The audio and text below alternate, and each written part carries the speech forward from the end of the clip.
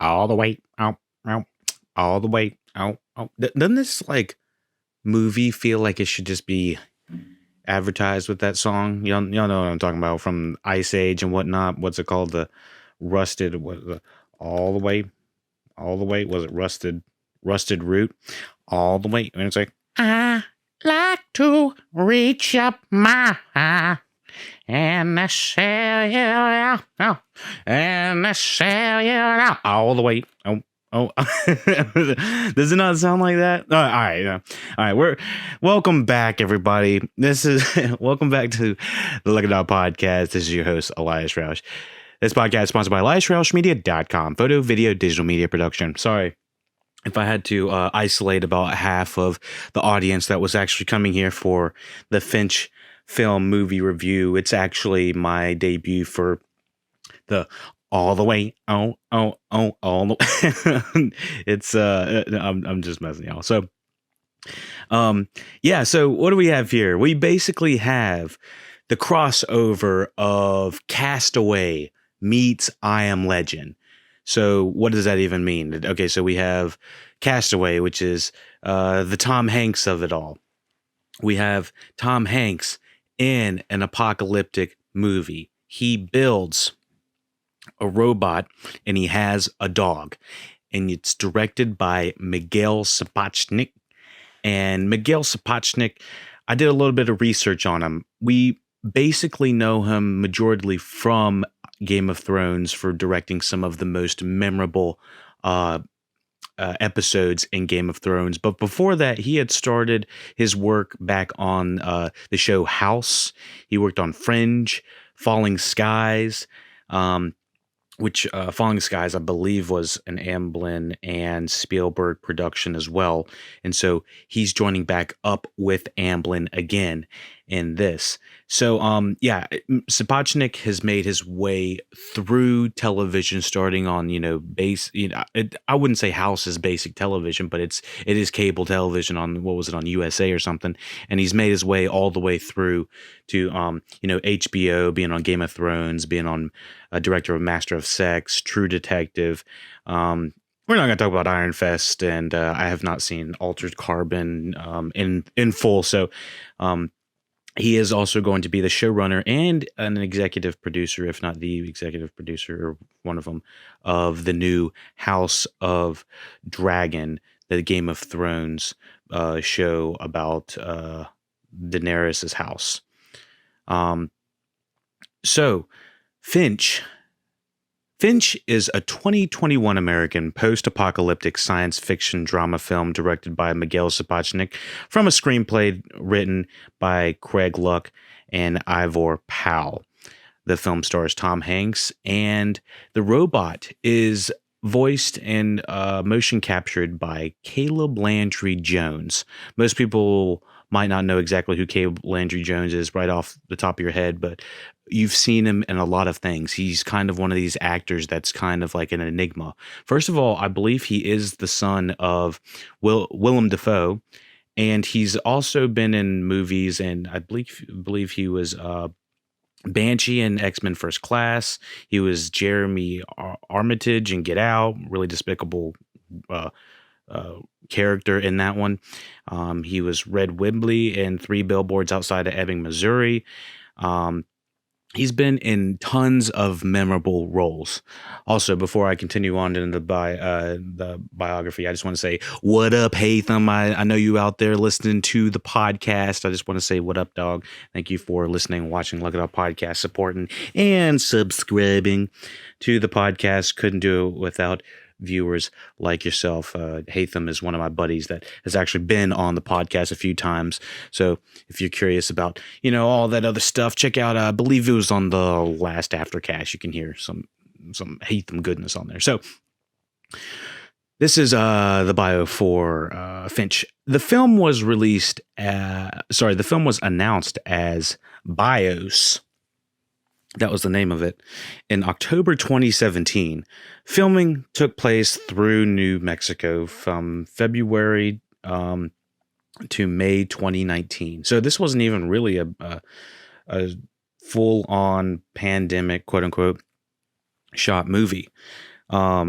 So I was like, oh shit! I thought that this was one of the movies that was shot during it, because the way that it feels like it was captured was that there was always Tom Hanks just by himself, and it didn't really feel like he ever shared screen with anybody during the majority of the movie. So um, I thought that this was going to be a pandemic quote unquote shot movie. The film was scheduled to be released in schedule. The film was scheduled to be released in theaters in the United States by Universal Pictures on October 2nd, 2020, but was delayed several times due to the COVID-19 pandemic. It was retitled Finch and sold to Apple TV Plus, and was released on November 5th, 2021. It's interesting that they had shot this relatively fast, in my opinion, February to May 2019. So they've probably been sitting on this for a little bit. And I know that some studios were a little bit extra sensitive about how they were releasing apocalyptic, pandemic type, end of the world type media to the general population, because most people didn't want to watch that at this time, just because of what everyone has been having to go through in the real world. That it's kind of hard to sell, an escapist apocalyptic film when it kind of feels like we're almost living that ourselves in a way as well. So, yeah, directed by Miguel Sapochnik, written by Craig Luck, Ivan Powell. We basically have 2 stars in it.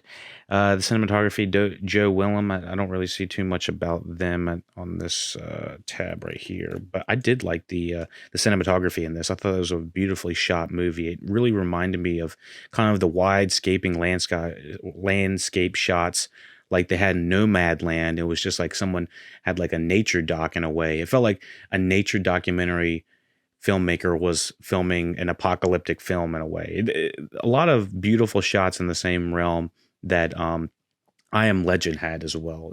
Very big, wide, huge scaling apocalyptic cities. It's just like, whoa, it's like, holy shit.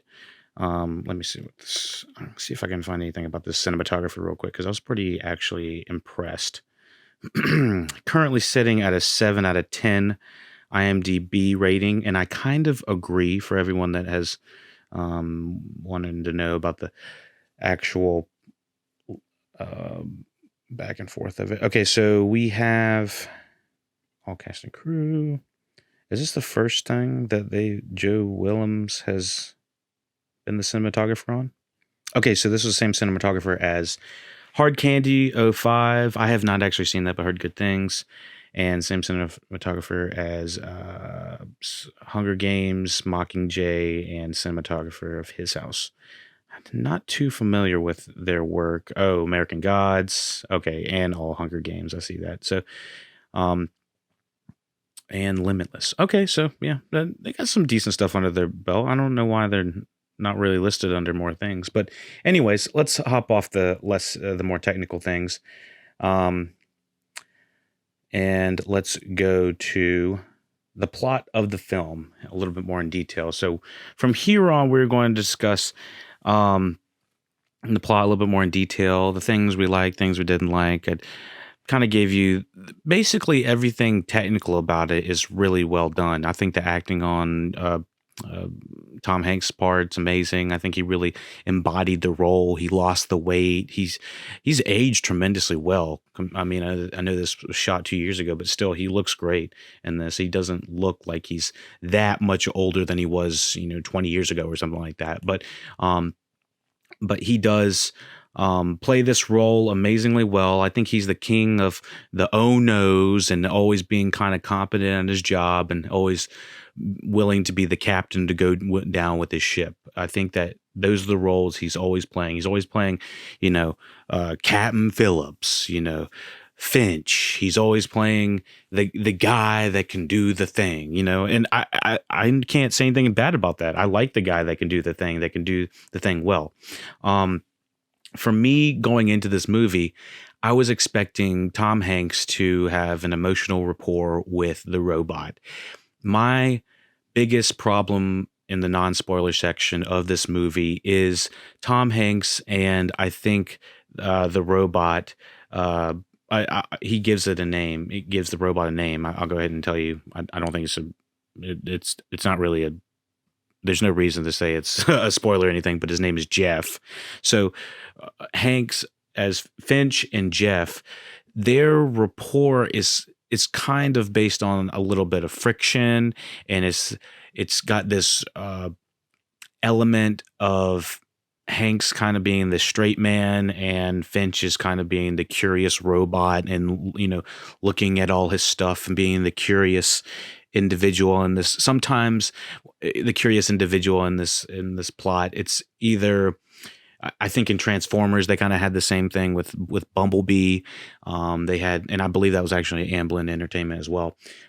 They've had this formula so many times with aliens from outer space. Think E.T. Think other AI movies based off of this. I was thinking in the way that he was kind of like an inventor. Think of Robin Williams as an inventor. I kind of thought of that when he was in Flubber. I know that movie was not critically acclaimed or anything like that, but as an inventor making these robotic things, I was very, very reminiscent of that. So basically what I'm getting down to is I don't think the robot is the heart of the movie. And I'm not sure if the movie knows that until the very end. But it's the dog is the heart of the movie. And of course the dog is the heart of the movie. For anybody that's a dog lover like me, that sounds weird. That loves dogs like me, not a dog lover like me. No, fucking, that, loves to see, a great dog on screen acting and not having them do all these crazy, Scooby-Doo antics and making all of these, sounds every time they look at the dog and cut to the B-roll of the dog and saying stuff like, oh my goodness, let the dog just look at the actor of Tom Hanks and let Tom Hanks act and have the dog in the scene. And I feel like this movie understands that. Miguel Sapochnik understands that these two have they have chemistry as on screen, and I think that that's where the heart of the movie is. Despite the majority of the movie saying Jeff the robot, him learning to be a human and to trust, to whether he should trust or shouldn't trust, and what he should do and what he shouldn't do, was that the heart? And I honestly don't think it was. It was the bond and the connection that Hanks was trying to go for the dog. So, with saying that, let's kind of go into a little bit more of a spoiler section in the plot. I will say let me see. I thought the pacing was pretty good. There was a couple times we sat down a few times and I was like, all right, the pacing is coming to a little bit of a standstill. The beginning with some of the music felt a little bit too lighthearted at first, but I was like, I know what this is going to do. It's going to pull the rug out from under us and be like, oh shit, we're like, oh fuck, it's going to be really sad at the third act of this movie. I didn't know how dark it was going to get. It does get. We're gonna start to get into spoilers as of right now, but it gets into a predictably dark mode that I thought it was going to hit, but I think it still lands in a way that I would still recommend it if you have this relatability. If it's not quite as dark as what I Am Legend gets to, if you know what I mean, but it's not exactly not as dark as I Am Legend in the same realm. So I think people are going to like Finch better than I Am Legend because of the note that it sets at the end. So let's hop into the plot of Finch 2021.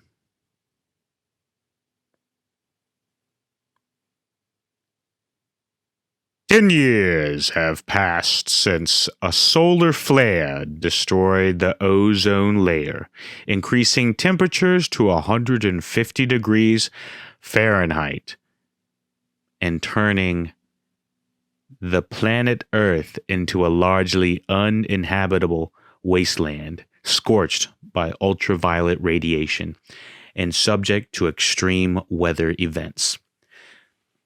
So one thing about Miguel Sapochnik, he's always good at showing these big, high scale, high intense moments in basically all of his cinema and all of his mediums that he's created.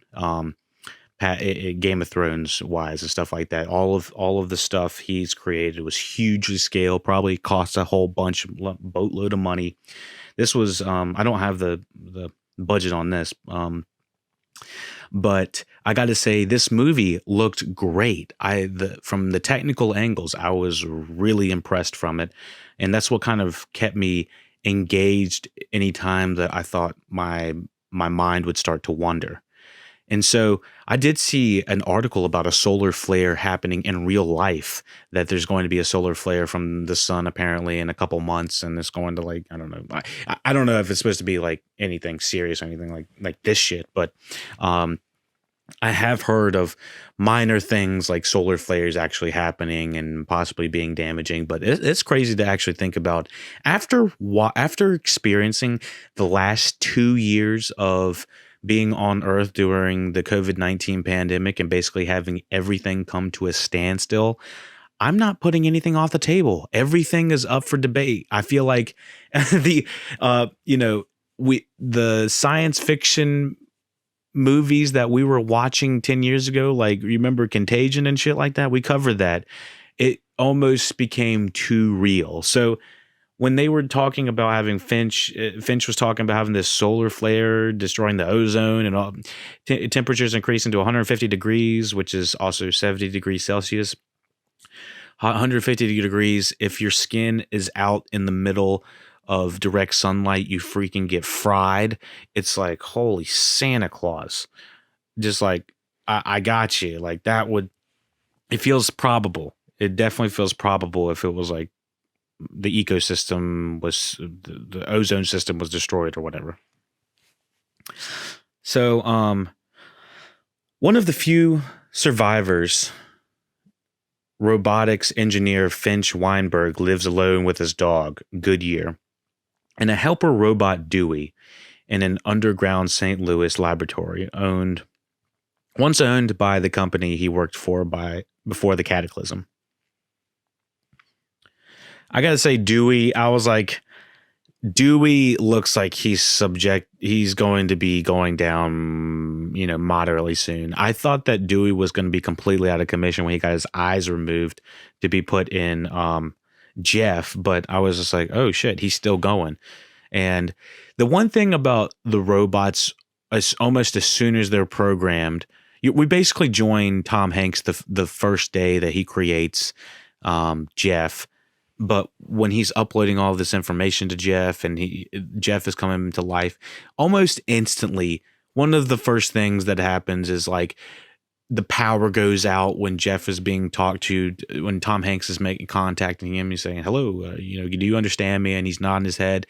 The power goes out, and Jeff has to, he's powered down for a second, and then the lights turn back on, and then Jeff, the robot, looks at the dog and he's like, oh shit.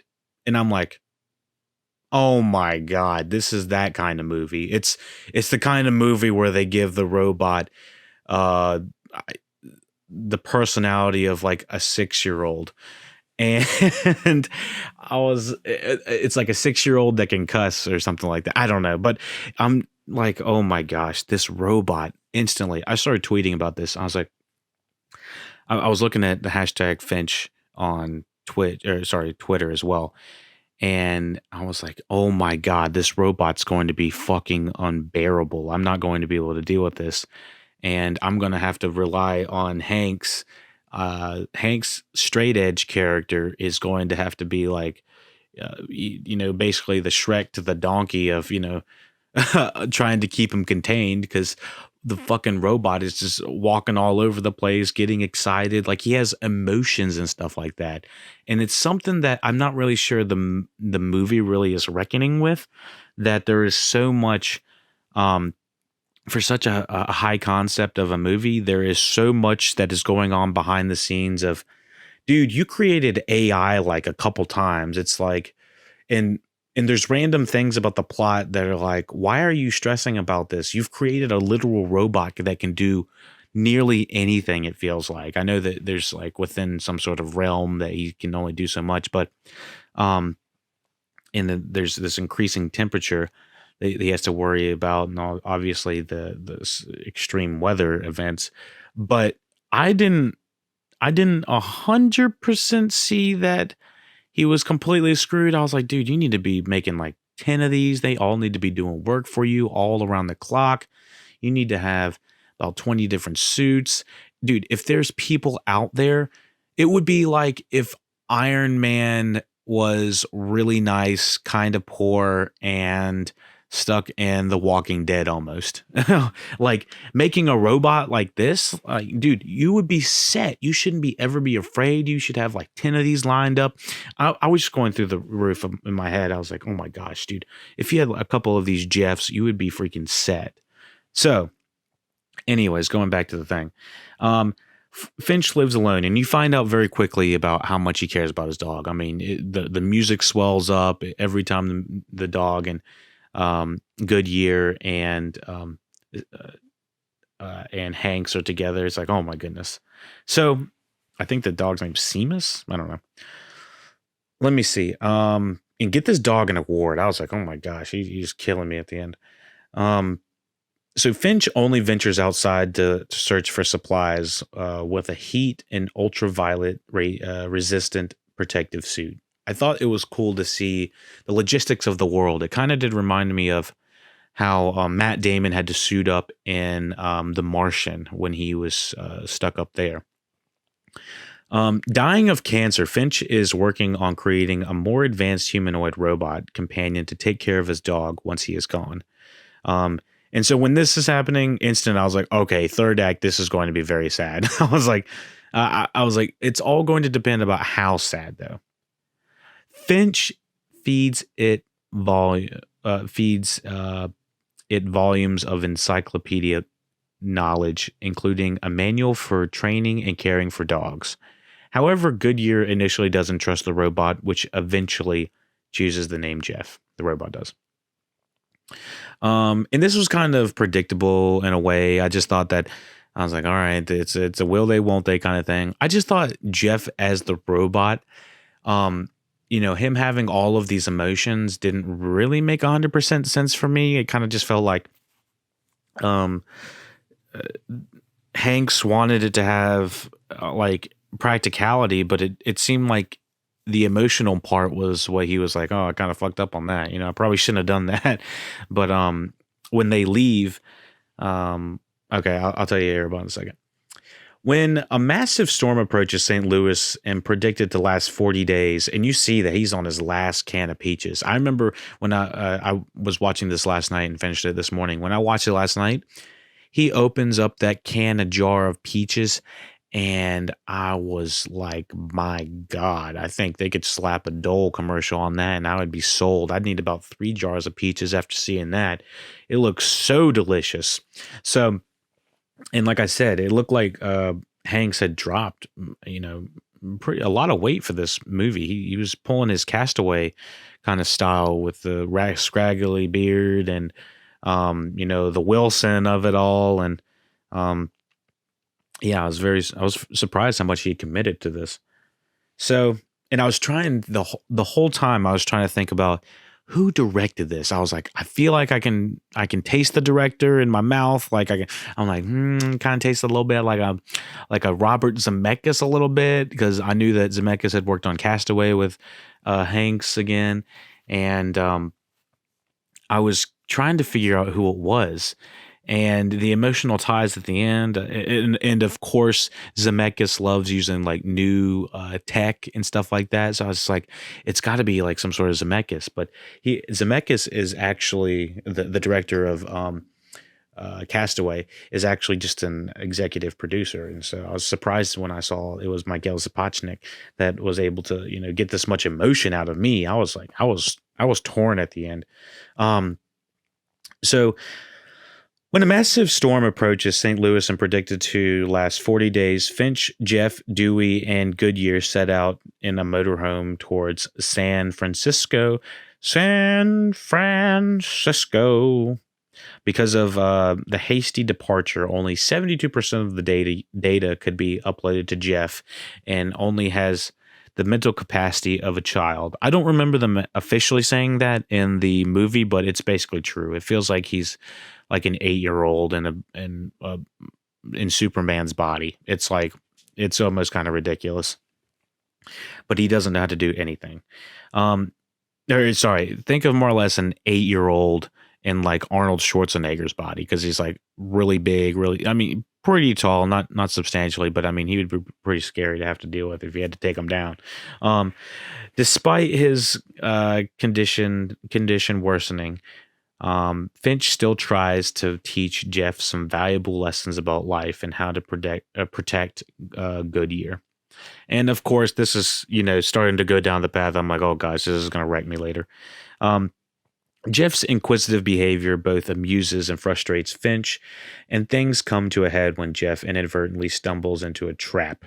And it's like there's a couple of things that like Jeff is fucking up, and he's like trying to drive. He's just like looking around on the, when they're on a road trip and like someone's getting on someone's nerves, it's mostly because the passenger is, searching through all the CDs or all of their other stuff, and the other person's like, "Hey, stop! You can't do that. Don't look at that." And it's like, all right, well, that's going to obviously come back a little bit later. And so what that ends up being is Jeff is looking through basically all his postcards and finds out, some backstory about Finch that wasn't so great about with his father's relationship and stuff like that. I feel like it's a little bit underserved, a little bit, because it's mostly told and not shown. But then again, that would really only hand us some more backstory if we got maybe another 30 minutes with them. But I do think the pacing of this movie is pretty good, so it's probably good it's best left out and not shown. So yeah, we see a couple instances of Jeff fucking up. He tries to drive, he runs, and when he's driving and they're at like a diner or something like that, Finch is running down. He's like, "Hey, you need to bring that back." And that's when you kind of realize how dangerous the sun is to Hanks and the dog, because if they leave the shadows, then they're going to be fried by the sun. And he's already got cancer. I'm sure the sun's basically just cooking everything in sight. So, with saying that, yeah, there's like a couple of different instances of Hanks like yelling at Jeff, and it's like, dude, he's like, "I know you're born yesterday, but fuck," and it's like several times. It's like, all right, dude, just give it a rest, man. It's a fucking robot, for crying out loud. And you clearly see Jeff gets upset. Like, I don't know how many times you see Jeff just put his head down. He's like, no. It's like, all right, it's fucking Wally over here.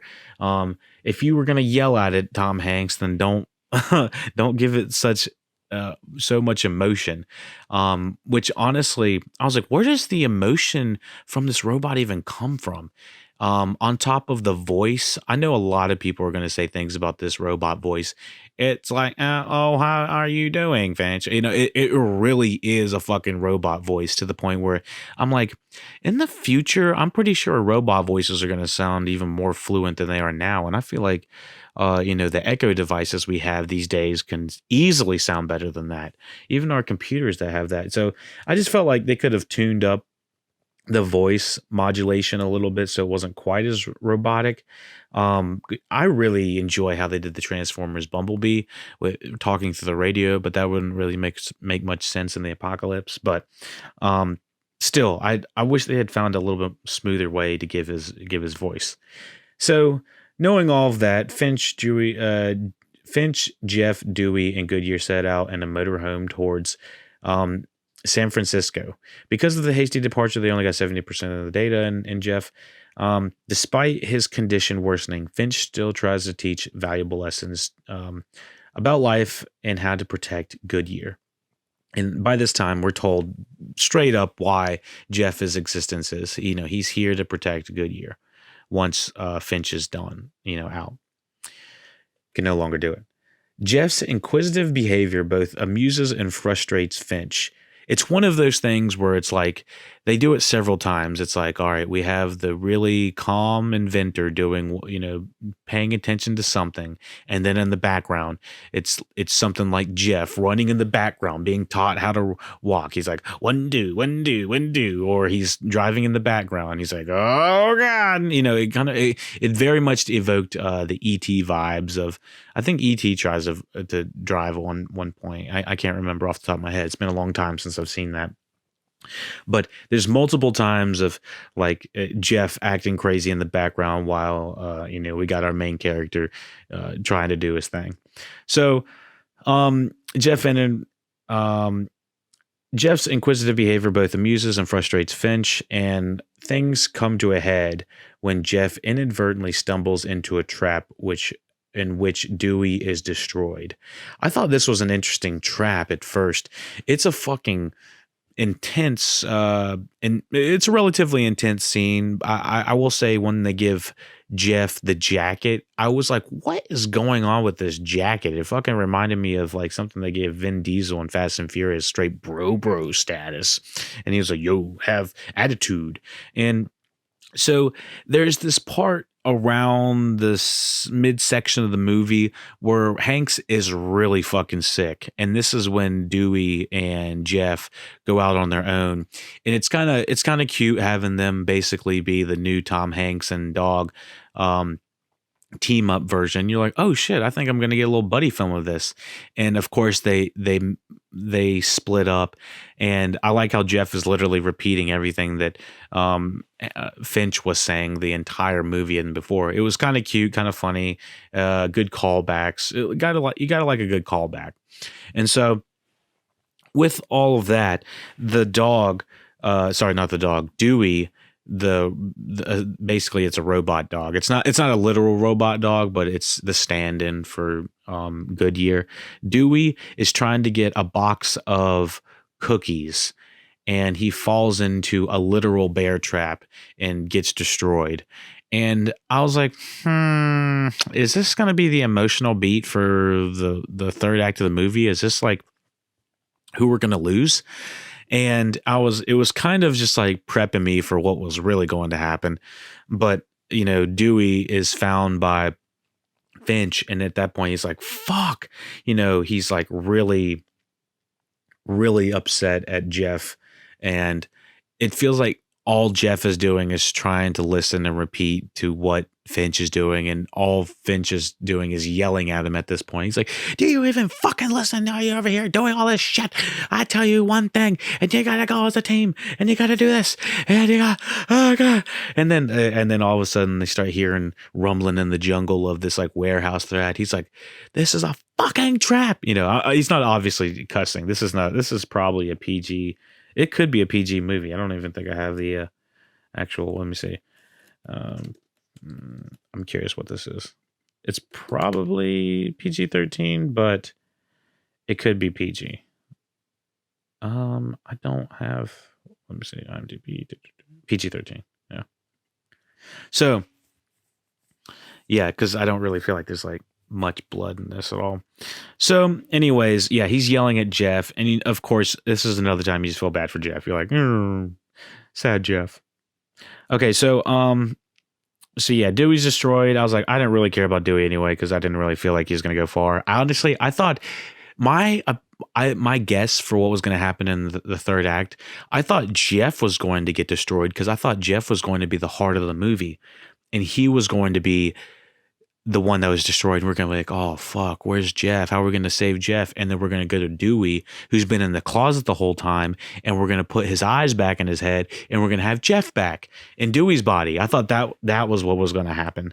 But turns out Dewey just gets destroyed, and it's all fucked. So Jeff and Finch are like trying to get out of this trap. And the group is pursued by another survivor. However, Finch forgives Jeff after it helps him and Goodyear avoid imminent capture. I will say that they literally just drive out of like whatever city they're in. They're not in San Francisco at this point. I don't remember if we're told what city they're in. But they drive out of the city they were just in, and they're followed by another car for fucking hours, it feels like. And Jeff at this point can finally drive. He's been taught how to drive. Um, but of course, they have to get off on an underpass and stuff like that, and go under an underpass. Or sorry, go under an overpass. And when they're going under the bridge, their entire solar panels get wiped the fuck off the top of the of the RV that they're driving. And I tell you, the RV is completely decked out. I will say I love the design, very memorable design of the RV. It reminded me in the same style of like the Heisenberg mixing RV, but I will say this has its own sense of style. It was one of those things that if you were a real sci-fi nerd, it would be one of those trucks that you would want as like a small model or something like that. Like this is one of those cool, memorable sci-fi trucks. So the entire upper deck of the solar panels destroyed on top of their RV. So naturally they're upset at each other. This is the low point of the movie. It's like, all right, they got to get mad at each other, and then all of a sudden they got to come back, and then they got to get mad at each other, and they come back. And so basically they're okay. They keep on driving, and off and on through this entire movie, I haven't really said how much Tom Hanks's character Finch is just coughing up blood. He's like, bah, bah. I was like, oh my gosh, this is so hard to watch. Seeing actors cough after COVID-19 is just even harder to watch, especially because now that I'm thinking about it, wasn't Tom Hanks one of the first celebrities off the top of my head that was reported to have COVID-19? So it's just hard to watch this at some points. So yeah, especially this next couple scenes coming up were extremely hard for me to watch, especially having lost my father within the last year and a half to pancreatic cancer, and his dog, very much in the same realm, was so much like Goodyear, and Goodyear basically acted exactly as my father's dog did as my pops was on his deathbed. I'm not trying to get sad or anything like that, but I was having a really intense emotional reaction watching all this, because I was like, holy shit, everything that was happening with Finch's character, from stumbling to kind of being irritable to not being able to take care of themselves. I felt like I was in the shoes of Jeff much of this third act of the movie, and it was very hard to watch. And then even from watching the dog laying beside him, being upset as he was gone, I was torn up. Y'all. So approaching their destination, the UV radiation has dropped low enough for Finch to be able to step out into the sunshine without a protective suit. I thought it was very beautiful how they showed. I know initially they run into a butterfly and I think kill it, but I was like, oh shit. I instantly knew that meant that there was going to be life. A lot of apocalyptic movies love to have life at the very end of the movie, some sort of greenery, some sort of hopefulness. But this was extra sad, mostly because it's like they finally made it, and he is like in his Sunday best. He has got all white on. He looks like he's got his Colonel Sanders hat, white hat on, white suit. Looked like he was ready to have a day at the beach. And so they're just sitting out there, and he's teaching Finch is teaching Jeff how to throw the tennis ball. So what does he say? He spends an afternoon outside with Jeff, teaching the robot how to play fetch with Goodyear before quietly dying. And it's not one of those quietly dying. I thought that they were going to be playing fetch, like Jeff and Goodyear were going to be playing fetch, and then we're going to turn around and he's like just falling asleep in his chair. It is not quite that simple. Literally, the dog sees it, Goodyear sees it at first, and then Jeff turns around, and it is a slow reveal. It tore me up. I was like, oh fuck, we're gonna go as far as him coughing up blood and shit like that. I was kind of navigating this movie as an Apple Plus movie as well. I need to stop doing that because I kind of set a family guard or a family expectation that they have to that meet, or there's like a threshold. I'm like, oh, it's going to be sad, but it's not going to be too sad kind of thing. This shit was it didn't feel strung out, but it felt very elongated, that made it more difficult for me to watch, especially for how relatable it was, seeing what felt like my father in the same footsteps not too long ago. So I know my emotional and visual reaction is going to be so much more different than everyone else. But when I was looking on Twitter to make sure that I wasn't the only one out there, that I think a lot of people did enjoy this movie. A lot of people had appreciation for this third act, and I think that the real emotional ties were shown there. The first two acts were more or less like a 7 out of 10, but this last act got me so emotionally riled up. I was like still bawling after the credits had gone. I was like, man, fuck, don't forget me on my feelings, man. I was like, god damn. I was not ready for this, because I was tweeting at the beginning of the movie. I was like, y'all, I'm not feeling this movie, this robot in this movie. So by the end, it fucking wrecked me. I'm telling y'all. So and of course, like I said, I had a more closer tie and a closer relation to it than a lot of people will. Jeff and Goodyear make their way to San Francisco, finding the city habitable but deserted, and set out to finding any surviving humans. I will say before we close out, the end of the movie, before he really gets sick, there is a point where he's talking about how he couldn't save this young girl's family, and this young girl, this her mother, these guys that were trying to like rob them, and just craziness was happening. And I got that that's where he got Goodyear from. And that was one of the most cutest scenes, the reveal of the dog being, coming out of the tire of the backpack where he was scared and stuff. So um, that I was instantly like, oh my God, I love this dog. And so I was trying to figure out, like, did the girl get killed somehow? I didn't see exactly. It blurs out what happens exactly to the girl, the mother, and the two gangsters, I guess, that were trying to rob them. But I guess that she killed everybody, including herself. Really didn't understand the logistics of how the girl wasn't still alive. From what he had described, it sounded like the girl killed everybody, including her mother, on accident. But she might have. It's from based off of the dog being the only survivor, it sounds like she took her own life too on accident, but I don't really know. Y'all let me know in the comment section if you got that a little bit better. I don't see anything on here about it. But yeah, this is the end of Finch 2021. And like I said, it was the tone of the movie is more or less action with a sprinkle of comedy here and there, the majority of it, and then towards the very end it gets way more heavier with the dramatic beats and plot parts of it. Some of it clashed in tonal thematic ways, not thematic but tonal ways, of how the robot was acting versus how dark and bleak the world was.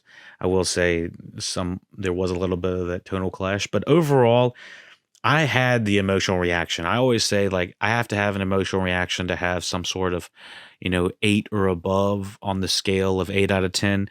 And I think the majority of people are going to feel around about an 8 out of 10. And I would say that because of the look, the feel, the texture of the movie feels very real. I felt like there was 2 scenes that really stuck out off the top of my head that didn't look absolutely gobsmackingly beautiful because um, I was just like, holy shit, this is exactly what the world looks like, or exactly what the world's going to look like if this were to happen. Hopefully good. Hopefully this isn't like some sort of prequel like Contagion was. My God, we do not need this shit happening. And that'd be nightmare already. Um, but yeah, and I think what they say that the increasing the temperatures to 150 degrees, I don't think anything would be able to live at that point. Even if the temperature had come down 50 degrees to 100, I don't know if he would be able to just stand out there in that white suit. You would have to come down like such a substantial amount. If you go to the technicals and the scientific part of this movie, and you thought about the implications of parts of the world being 150 degrees, it would be in ruins. There would be like no water. There would be like there would be extreme weather. There would be just such craziness going on. The animals would be mutated. It would be just unlivable, uninhabitable. I don't know. I will say I do like the look of the robot. It was all in the voice and nothing to do with Caleb Landry Jones because you couldn't tell it was really him.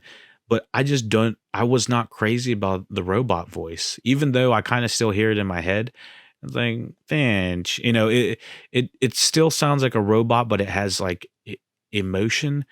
It feels like one of the robot voices you would have heard in like Wall-E, but not as the main character.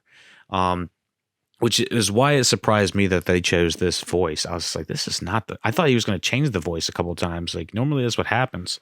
And it felt like they just decided not to change it at all. So that was probably, just a nitpick on my end. But yeah, I did have a reaction, a reaction. I had an emotional reaction to this. And yeah, I would recommend it on that note as well. Finch 2021. Thank you for listening, watching Look It Up Podcast. Be sure to go to lookitoutpodcast.com for all the library, Patreon, links, social medias, all that good stuff. You can find it there, also in the description as well. Let me know how it can improve. Thumbs up, subscribe. Thank you to all the new followers, all the new subscribers. I just saw like we're up to like 50 new subscribers just this month. It's like you all are the bee's knees. Like y'all are literally killing it out there. I love it. So thank you for listening, watching Look It Up Podcast. Be sure to check out more Look It Up Podcast coming down the tube. Let me know if you have requests on new shows and movies that you would like to have covered. So, yep. Thank you for listening, watching Look It Up Look It Up Bobcast. Look It Up Podcast. Take it easy.